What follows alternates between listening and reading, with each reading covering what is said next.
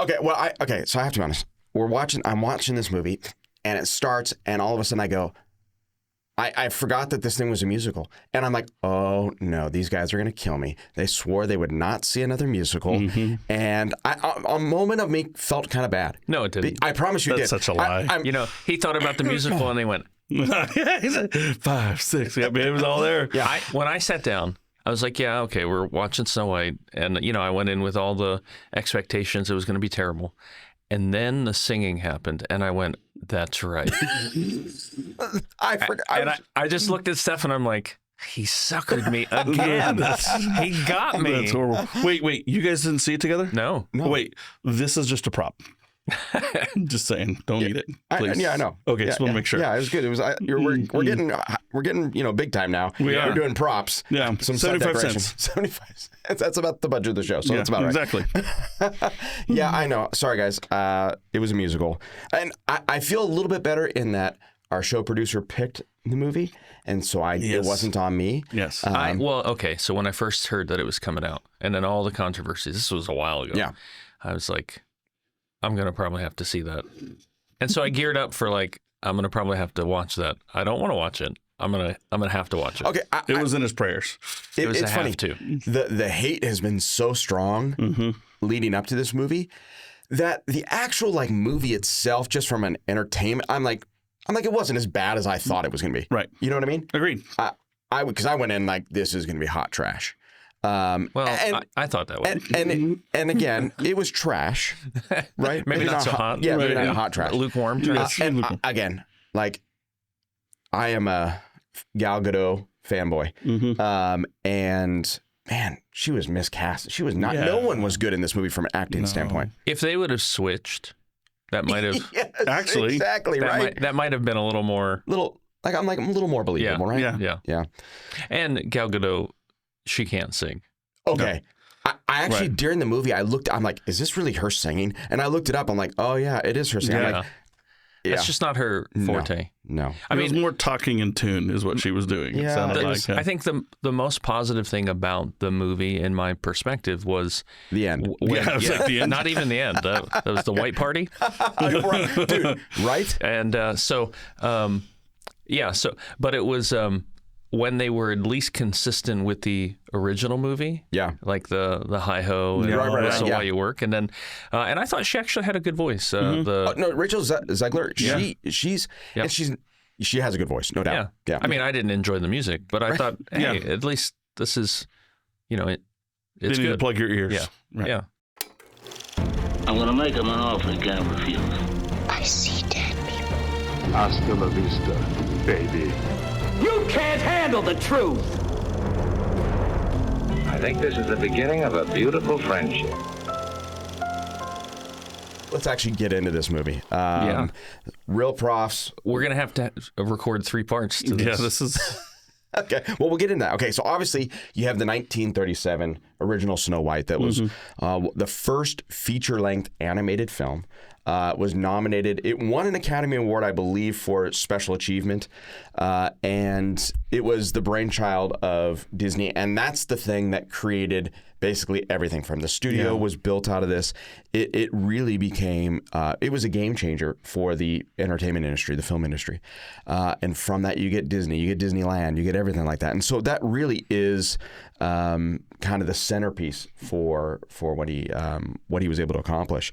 And then you've had all these different iterations of Snow White over the years, and now we have the 2025 Snow White. And Jay, you kind of wanted to talk a little bit about the different varying worldviews of all the films, right? Why don't you? Yeah. So I think one of the things that we try to do is look at what is communicated through the medium, right? And how the director and writers kind of set it up and give us what they're trying to communicate. And almost always.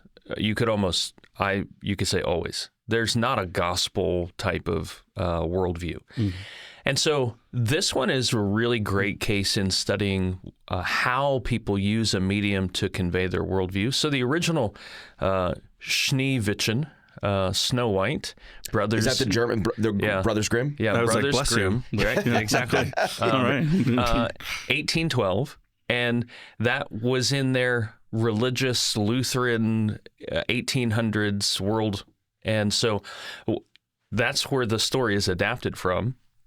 And it's really some of the same things are evil queen. Snow White is 7 years old.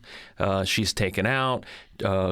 Is going to get killed because she's more beautiful, more fairest, or the fairest, I should say, in terms of beauty and complexion. And so her skin is white as snow, and the evil queen is, really against it.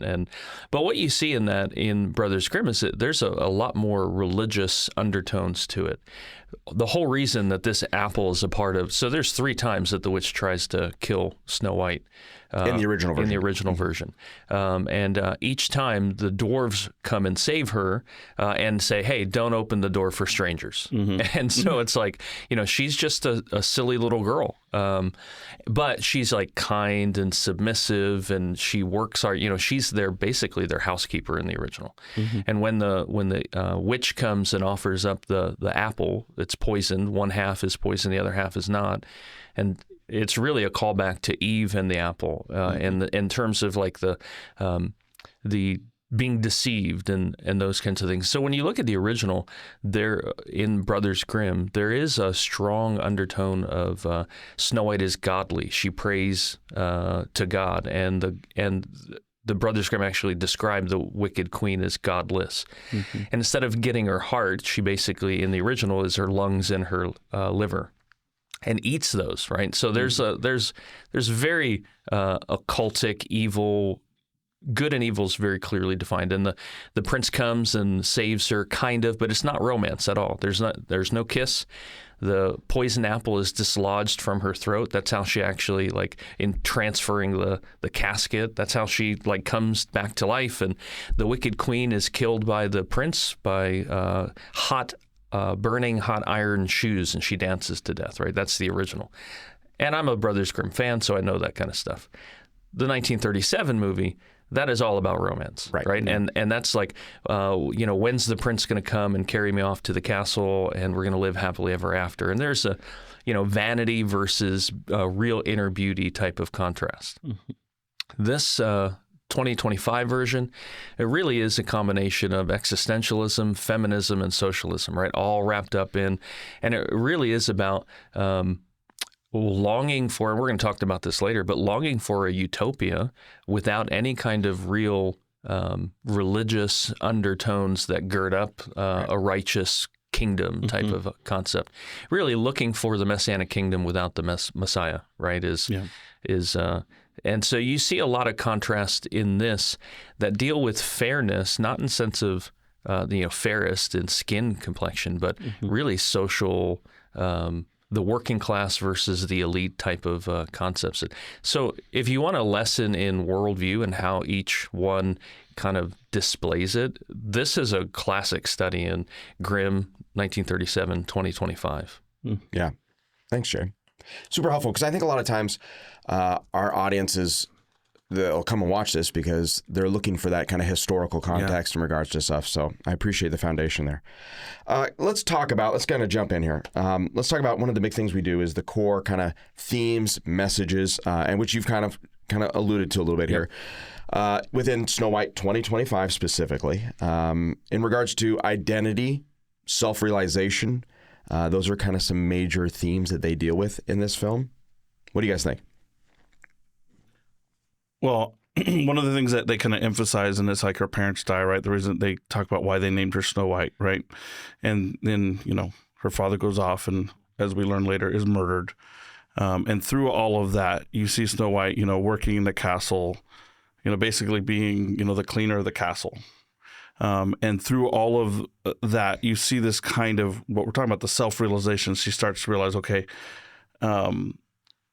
there's somebody that needs to help, right? There's somebody that needs to step up. And for a while, she's looking for who? Her dad, right? And even one point during the movie, towards the end, she was like, my dad is dead. And it's almost like she's like, I have to be the one to step up and be there. It wasn't going to be the prince. It was going to be step up. It wasn't going to be anybody else. So she realized she had to step up and take on this leadership role, or that's route they took with this one, and it took away the whole damsel in distress type thing that was big, obviously in the 37 version. Yeah, most of the original Disney films featured kind of that kind of. Yeah, and they went away from that, right? And it was she's her. the girl boss. Yes. I don't know that I ever felt they tried to put it in there where she didn't quite know what she was going to do or she wasn't the leader. But I'll be honest with you, from a subtext standpoint, I never bought that she wasn't the one who was going to take charge. You know, she wasn't in control, because we don't want to dare put that out there that she has any kind of insecurities, right? She's got it figured out right from the get-go, almost. And that kind of self-identity, that self-awareness that she has. So there's no real character arc with her, which is one of the things that I think would be nice to have. Like, again, she can start out, and you can, again, through experiences, we all become more confident through various things. But when she just starts out kind of that feisty kind of whatever, and is that all the way through just with a little more assurance, there's no real character arc there. This is, I mean, if you want a clear visual of existence precedes essence, which is the basis of existentialism. She exists, and then she defines her essence of who she is by what she does and her choices that she makes. And so, I mean, even the songs that she sings, she's, is this future leader that's going to lead her people hidden within her? Is it going to hide for another year? And it really is, when she makes the choice to free the thief who takes the place of the prince because they can't have a prince anymore. When she chooses to do those things and then chooses to stand up to the queen and starts to become fairest, so to speak, and so all of her choices lead up to her being a messianic figure. Right. In fact, there's clear discussion. She comes in, leads the people up to the elitist queen, the rebirth that happens with her, and even says, "This is my Father's house," which is a direct callback to the Gospels and Christ, and then you see the feminism, right? She doesn't need a prince. There's no real romance in it. They like each other, but it's not there's no romance. They kept the kiss because I think they had to. Even the kiss, like, I was so curious how they were going to do that, and it was. Like, you could tell they did not want to do that in the movie. And the way he kisses her is like this little side cheek, like, kind of kiss. It's not romantic. It's just like you might do to a brother or sister you've lost. And so when she shows up, her main objective is to change the society. So because in the beginning, everybody shares everything, and it's depicted of her like giving, as a little kid, her wreath to a poor person, and they all are just sharing all their crops and sharing everything, and then and so the castle and every building is white, and then when the evil queen, who's they don't talk about capitalism, but the undertones are there. 100%. It all turns black, right? And so a part of Marxist socialistic thinking is the bourgeoisie, right, the elite, being overthrown by the working class, the proletariat, or whatever it is, that those working people. And so she basically becomes the enlightened one that convinces the farmers, who were now soldiers, to turn on the queen. So she instigates a rebellion. And again, they're putting it out there. You don't really see it unless you kind of know the finer points of it, but it's all there for you to be able to see pretty clear. And I think that's the character arc of her, is that she is the one who defines her existence. She doesn't need a man to lead at all. So it's the third wave of feminism. And then you have the upheaval of this wicked society to at the end, a white party that everybody is really on equal footing and equal basis.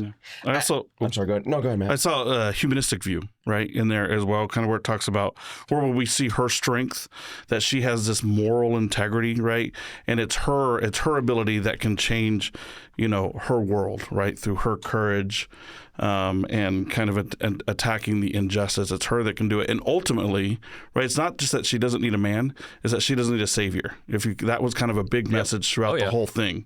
She does not need a savior. So that was another thing I picked up throughout. And I mean, you listen to her There was a clip going around on social media with her, and she literally says that her character was to find a sense of agency, to bring about fairness in the kingdom. And again, that is the song that she sings, time to raise my head and lead, time to be the girl I always said, follow me. Like, that is the existence precedes essence. She's going to become who she has determined herself to be and find it within herself. So there's humanism, there's existentialism, there is not a thread of the gospel anywhere in this movie. And people are going to try to find it. They're going to try to cram a biblical worldview into it. There are concepts of good, for sure. Kindness, justice, but underneath. But even less than the original. For sure. Because the original dealt with purity, kindness, sacrificial love, those kind of themes. Those are not existed. They don't exist here in this version. Yeah, totally. Yeah. Let's talk about themes of good and evil and how they're depicted in the film. Does the film blur the lines between these concepts? 100%. Yeah. And it ties into the fact that there is no external objective truth. There's no God in this universe. Whatever is this universe and this kingdom. And so when the wicked queen shows up and she is a tyrant and people are forced to no longer farm but to guard and go get stuff, everybody falls into a state of extreme poverty. And so the thief basically steals because of the evil queen's economic policies. She doesn't share, so I'm going to grab all that I can. And I mean, that, again, it's the ends justify the means. There's no all morality is determined by self, versus, so it's subjective versus an external, this is what's true and right and good, and so then you have this objective truth being dismissed in the kingdom, and it just is really based on the subjective whims of people and what their plight dictates. It's interesting to see, like, because when the original film comes out in 1930s, postmodernism is just starting to kind of, be formed. And then you jump, a little over 100 years or so later, or less than that, I guess we're less than 100 years, right? 86 or 7 years, something like that. And that is a predominant worldview now, right? And so you totally see the thrust of that as the foundation for this story. And you see that in Hollywood all the time, right? That back in the back in the day, there used to be the good guys did good. That's right. And the bad guys did bad. In the Western, and black. You had Shane wears a white hat. And the villain wears a black hat. It's okay, back to real quick, it made me think about in regards to the feminism stuff that you were talking about earlier, and how, like, again, having a strong female lead is, we're not saying that that's bad. Correct. No. Right. Well, I mean, I can think of, like, again, I think back to Raiders of the Lost Ark, Indiana Jones, right? You had Indiana Jones was the guy, right? Marion was strong, feisty. They worked together. She wasn't better than him, and he wasn't necessarily better than her because he's just an average guy doing his thing, right? But you see that now has morphed. Feminism has come in waves. So if you study feminism, the first wave is typically connected back to women's suffrage, right? The right to vote. I don't think any of us would have any issue with that, right? And then you get into the 60s, and it really is about the sexual revolution, right? Abortion rights, as they relabel it, the right to kill a kid, is an unborn child, is now reproductive rights. And then the next wave of feminism really has to do with identity politics and things like that. And so you do see, like, from a biblical standpoint, women are equal in terms of their worth. They are image bearers, just like men are image bearers. They're given the charge to have dominion over the earth along with men, right? But they have different biblical roles in how they accomplish that dominion over the earth. And what feminism does is that it's good to be pro-feminine, right? But feminism often takes then the ugly head of trying to cut out any type of God-ordained roles and dismiss any of that. And you see that in this. She actually becomes the messianic figure that saves the kingdom. Okay, as we kind of trying to think about how to wrap all this up, maybe we can kind of tackle this in two parts here. Let's talk about how does the film suggest in Snow White her ultimate triumph? Does it come from embracing her inner power or surrendering to a higher power, higher truth, which we've kind of talked about a little bit, but maybe we can kind of summarize. And then any final kind of theological perspectives we really should, that I think would be valuable for us to think about as we kind of wrap this up. Yeah, I mean, first and foremost, the whole movie is about her and what's in her, and she has she makes the decision of who she's going to be and her purpose and meaning, and not any external outside force that does that whatsoever. So it's hiding in her, waiting for her to finally let it loose by her choices. From a theological perspective, I think what you have in Snow White, and you have it in several of the other movies that we've looked at, there's a longing for a righteous rule. That I think inherently we all long for this future utopia that people tend to long for. But it's a longing for a righteous kingdom without the righteous messianic ruler. And so it's you see it in the book of Revelation, right? Revelation 13, that the whole world is under the dominion of the Antichrist, and and there's always a pursuit of dominion and fulfilling that creation mandate. But when it's done through man, it is wicked, it is exploits, it is terrible. And so there is always a longing for us and within us to long for a king who will rule over this world with righteousness. Yeah. So Snow White is basically saying we're going to have that without any external moral value, and we're going to have that without the Messiah. Yeah, they want that perfection without the submission. Yeah. Yep. And that's like one of the things that I took away as the big thing from this was it's all about this inner awakening that she has, right? Yeah. And yet, again, we, as Christ followers, we know that is not what happens. Yeah. It is Christ who works through us that the redemption happens. Yeah. I cannot do that on my own, because if it was up to me, I'd still be over here wallowing. And so it's not some enlightenment that I have. No. It's the Holy Spirit working through me. Yeah, every time that man has tried to establish a utopian type empire, it has always gone terrible. Right. Utter failure. From Nimrod in Genesis all the way to the Antichrist, because people need to be changed from within and ruled by one who is righteous. And those are two facets that are found in the Messiah. Right, he came to die on a cross and to change us from within in terms of we place our faith in regeneration, and he is the one who is righteous who will rule over. But you can't have a righteous kingdom with unrighteous people, and I think that's what they want. They want their what they see as righteous without any type of connection to God. Well, I don't want to promise that we'll never do another musical here. But I'm going to tell you guys that you don't have to do another musical, okay? Unless we trick you. You're going to tell us, and then I'm going to get in and go, hey, wait, there's music here. I need to, there's got to be some way, too, on some other movie. I've heard, just so you guys know, that Wicked 2, there's no songs. Yeah, that's what I've heard. That one, sure. So, So the musical without any... Yeah, it's not a musical, the next one. Okay. It's a drama. Okay. Yeah. It's a silent film. Thank you for listening to Real Profs, a production of the Center for Thinking Biblically. To support this ministry, please visit thinkbiblically.org/donate. To learn more about the Masters University on-campus and online undergraduate and graduate programs, visit masters.edu.